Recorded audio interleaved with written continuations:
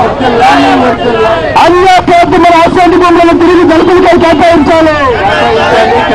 అన్య పేదల అసెంబ్లీ భూములను తిరిగి దళితులకై కేటాయించాలి. కాలంలో ఖర్చు చేసే వరకు పోరాడుతాం. పోరాడి తీరుతాం, సాధించి తీరుతాం. పోరాడి తీరుతాం, సాధించి తీరుతాం. సాధించి తీరుతాం, పోరాడి తీరుతాం. ఎస్సీ ఎస్టీ సప్లాన్ ప్రకారం దళితులకి అట్లాగే గిరిజనులకి కూడా కేటాయించినటువంటి అమౌంట్ని వారికే ఖర్చు పెట్టాలని చెప్పేసి ఈరోజు దళిత హక్కుల పోరాట సమితి ఆధ్వర్యంలో రాష్ట్ర వ్యాప్తంగా ఈ ధర్నాలు జరుగుతున్నాయి. దీనికి కమ్యూనిస్ట్ పార్టీగా మేము మద్దతు తెలియజేస్తున్నాం. అటు కేంద్రంలో ఉన్నటువంటి బీజేపీ కానీ రాష్ట్రంలో ఉన్నటువంటి తెలుగుదేశం ప్రభుత్వం కూడా ఏంటంటే ఈ రోజుని దళితుల గురించి ఏ రకమైనటువంటి శ్రద్ధని కూడా వాళ్ళు కనపరచట్లేదు.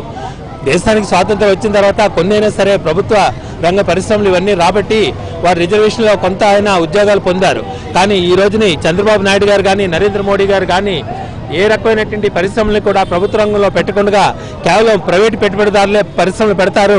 వారి యొక్క దయాదాక్షిణ్యాలతో మీరు పనిచేయండి అని చెప్తున్నట్లయితే తరతరాలుగా దోపిడీకి గురైనటువంటి ఈ దళితులు కానీ గిరిజనులు కానీ ఏ రకంగా భవిష్యత్తులో ఆర్థికంగా అభివృద్ధి చెందారనే విషయాన్ని మనందరం కూడా ప్రశ్నించవలసిన అవసరం ఉంది.